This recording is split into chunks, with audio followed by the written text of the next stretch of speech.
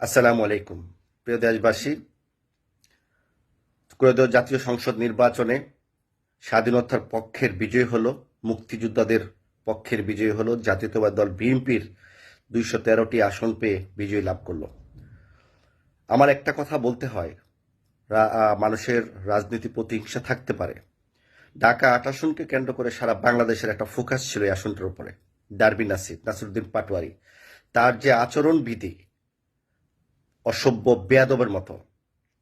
চিন্তা করে আজ পর্যন্ত ঢাকা ৮ আসনে মির্জা আব্বাসের বিরুদ্ধে আওয়ামী লীগ, জাতীয় পার্টি, বিএনপি যত বড় বড় সরকার আসছে, কোনোদিন তাকে চাঁদাবাজ, গ্যাংস্টার, মাফিয়া এই ধরনের বাজে মন্তব্য করে নাই। হাদি হত্যার পর সে ওখানে একটা চান্স নিয়ে নিছে, সে এমপি নির্বাচন করবে। আগে কিন্তু এরকম প্রিপারেশন ছিল না। যখনই গেছে, মেন কথা হলো মির্জা আব্বাসের বিরুদ্ধে তার একটা কথা বলতে হবে, খারাপ খারাপ কথা বলতে হবে, এই কথা বলতে হবে, সেই কথা বলতে হবে। এগুলো তো আমি পরেই যাচ্ছি। দেখেন, মির্জা আব্বাসের বিরুদ্ধে যে কথাগুলো বলছে, তার তার আগে আমি একটা কথা বলে নিই।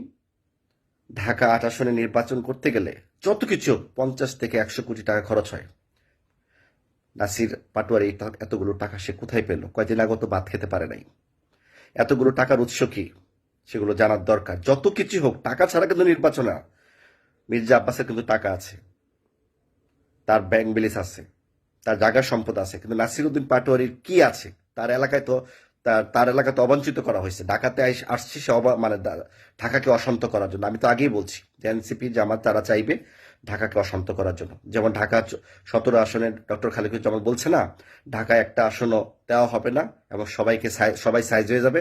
তারা এটা প্রতিজ্ঞাবদ্ধ ছিল ঢাকাতে একটা অশান্ত করার জন্য। এই জন্য নির্বাচনের প্রথম পর্যায়ে কিন্তু জামাতের লোকজন, এটা যেটা সত্য সেটা বলছি, লোকজন কিন্তু ভোট কেন্দ্র প্রিজাইডিং অফিসারের মাধ্যমে আগের রাতে কিছু ভোট সংগ্রহ করা, ব্যালট পেপার সংগ্রহ করা বা সিল মারা, এগুলো কিন্তু ঘটনা ঘটেছে। কিন্তু আমরা বাংলাদেশ সেনাবাহিনীর প্রতিরোধ যে সেনাবাহিনী দেখিয়েছে, বাংলাদেশের স্বাধীনতা সার্বভৌমত্ব, মানে স্বাধীনতার পর পর্যন্ত এত বা সেনাবাহিনী এত সুন্দর গুরুত্ব ভোটের মাধ্যমে পালন করে নাই। এবারে সেনাবাহিনী দেখিয়ে দিয়েছে বাংলাদেশের সার্বভৌমত্ব রক্ষার পাশাপাশি তাদের কথা এবং তাদের ওয়াদা মোতাবেক বাংলাদেশের শ্রেষ্ঠ একটা নির্বাচন হবে এবং কোনো লোক ২ নম্বরে করতে পারবে না। এবং পুলিশও ওয়াদাবদ্ধ, তাদের কাছে AK-47 রাইফেল আছে, কেউ যদি ব্যালট বক্সে হাত দিতে চায় কারো হাত থাকবে না। এই যে তারা একটা ওয়াদা করেছে, কিন্তু সেই কারণে বাংলাদেশের সুষ্ঠু নির্বাচন সম্ভব হয়েছে বলে আমি মনে করি। কিন্তু নাসিরুদ্দিন পাটোয়ারি যে ধরনের আচরণবিধি ঢাকাকে অশান্ত করার জন্য চেষ্টা করে যাচ্ছে, সন্ত্রাসগিরি করে যাচ্ছে, এগুলো কিন্তু জনগণ রুখে দাঁড়াবে। আমরা বলবো তুমি থেমে যাও ছোট ভাই, কারণ তুমিও চাঁদাবাজ কম না, তুমিও সন্ত্রাসগিরি করছো, তুমিও দুর্নীতিবাজ কম না। ডক্টর ইউনূসের ছত্রছায়া, ডক্টর ইউনূসের সরকার ক্ষমতা থাকা অবস্থায় এসপি পোস্টিং, ডিসি পোস্টিং, সচিব পোস্টিং, বিভিন্ন দপ্তরের পোস্টিং এভাবে আনছে, বিভিন্ন যে বিভাগীয় কমিশনার পোস্টিং, বিভিন্ন যে সিটি কর্পোরেশনের মেয়র, প্রশাসক পোস্টিং, এগুলো কিন্তু তোমরাই করেছো। নাহলে এতগুলো টাকা তোমরা কোথায় পাইলা? ব্যাংক থেকে মানে লক্ষ লক্ষ কোটি কোটি টাকা খরচ করলা। এখন বলবো যে প্রবাসীরা পাঠাইছে। আরে ভাই, প্রবাসীরা তো নামে বলছে যে পাঠাইছে, ১০ লাখ ২০ লাখ পাঠাইছে। এগুলো তো একটা ভাওতাবাজি, আমরা কিন্তু সবাই জানি। আমি একজন প্রবাসী, আমার কিন্তু শেখায়ও না। ঠিক আছে? তোমরা যেগুলো কাজ করছো, নাহিদ, এই যে সজীব উপদেষ্টা আসিফ মাহমুদ সজীব ভুইয়া, তার কাছে কত টাকা আছে, কতগুলো টাকা এগুলো তোমরা কামাই করছো, এগুলো মানুষ কিন্তু জানে। এই জন্য আন্দোলনের পর আন্দোলন করতেছো, একটার পর একটা ইস্যু তৈরি করতেছো, যাতে তোমাদের ওই ধরনের মানুষের মেন্টালিটি না থাকে, তোমাদের দুর্নীতিগুলো। তো আমি মনে করি তোমরা ভালো হয়ে যাও, দেশকে ভালোবাসো, দেশের সম্মানার্থে, গণতন্ত্রের স্বার্থে। শেখ হাসিনা সরকারে আমরা যখন নির্বাচন দেন, এখন যখন একটা নির্বাচন হয়েছে, প্রশাসনের সহযোগিতা নিরপেক্ষ হয়েছে, কেউ ২ নম্বরই করতে পারে নাই।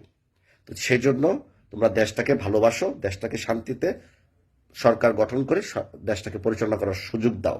অশান্ত করো না, অশান্ত করলে কেউই ভালো থাকবে না। ঠিক আছে? এখন গণতন্ত্র অনুযায়ী নির্বাচন হয়েছে, এটা কোনো সামরিক শাসন না, কোনো মানে জোরপূর্বক কেউ বসে নেই। অতএব আমি ডক্টর মোহাম্মদ ইউনূস স্যারকেও বলবো, আপনি আপনার যে ছাত্রদেরকে এতদিন ব্যবহার করেছেন, জামাতকে সুযোগ সুবিধা দিয়েছেন, তা না হলে এত কিছু হতো না। সারা বাংলাদেশে ৪০-৪৫টা ডিসি ছিল জামাতপন্থী। যাক, পরিশেষে প্রশাসন হস্তক্ষেপে সবাই নিরপেক্ষ ছিল, এটাই আমরা কৃতজ্ঞতা জানাচ্ছি। হাসনাত আবদুল্লাহ প্রচুর টাকা পয়সা খরচ করেছে কুমিল্লা, সে বিপুল ভোটে পাশ করেছে, মানলাম, তার পাশ করেছে। পাশের সাথে আমাদের কোনো মানে অ্যাকশন নাই, কিন্তু আমাদের কথা হলো যেই পরিমাণ একটা ভোট কেন্দ্রে, প্রতিটা ভোট কেন্দ্রে ৫০,০০০, ১ লাখ টাকা দিতে হয়, এতগুলো ভোট কেন্দ্রে সে কিবার করছে? মানুষ কি টাকা ছাড়া ভোটে গেছে? মানুষ কি টাকা ছাড়া কি সবকিছু সম্ভব হয়েছে? যেখানে আওয়ামী লীগ এবং বিএনপির ঘাঁটি ছিল, সেখানে সেই প্রার্থীগুলো কিভাবে হঠাৎ করে নাগরিক পার্টির লোক হয়ে যায়? টাকা ছাড়া হয়েছে? এবং কোন অথরিটি বলে সরকার হাসনাত আব্দুল্লাহকে ৩৯৭ কোটি টাকা কাজ দিয়েছে, সেই কাজ কোন পারপাসে সে খরচ করেছে এবং কত টাকা খরচ করেছে। তারও তো অবস্থা, ফ্যামিলিগত অবস্থা ভালো ছিল না, সেও নিম্ন বা মধ্য পরিবারের সন্তান ছিল, এবং এত কোটি টাকার কাজ সে কিভাবে পায়।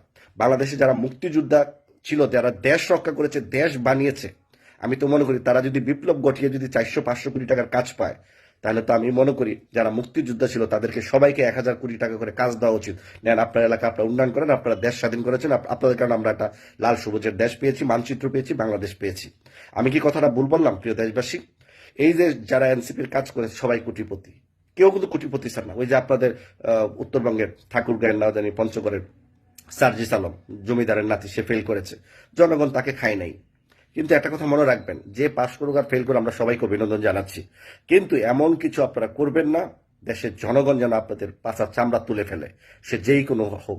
আর আমি প্রতিবাদ করেছি দুর্নীতি, দুঃশাসন, দর্শনের বিরুদ্ধে। সেটা যদি এখন আমি বিএনপিকে পছন্দ করি, বিএনপি দলের মধ্যে যদি সেরকম কেউ অনাকাঙ্ক্ষিত ঘটনা যদি কেউ ঘটিয়ে থাকে, তার বিরুদ্ধে আমরা কথা বলবো। আর তাছাড়া আমার দেশনায়ক তারেক রহমান সাহেব, উনি সম্পূর্ণ ওয়াদাবদ্ধ এবং এবং সে প্রতিশ্রুতিবদ্ধ। তার দলের কোনো নেতাকর্মী যদি কোনো অন্যায় কাজ করে, চাঁদাবাজি করে বা কোনো দুর্নীতির সাথে যুক্ত থাকে, সাথে সাথে দল থেকে বহিষ্কার এবং সাথে সাথে অ্যাকশন। আর এখন যদি সরকার গঠন করবে বিএনপি, তাহলে তো সরাসরি পুলিশ এবং বিচারও তারা করতে পারবে, বহিষ্কারের পাশাপাশি বিচারও করবে। তাই আমি বিএনপিকেও বলবো আপনারা সতর্ক থাকবেন, ন্যায় নীতি আদর্শের মধ্যে দিয়ে কাজ করবেন, এবং রাষ্ট্র পরিচালনা হচ্ছে একটা মানব সেবা।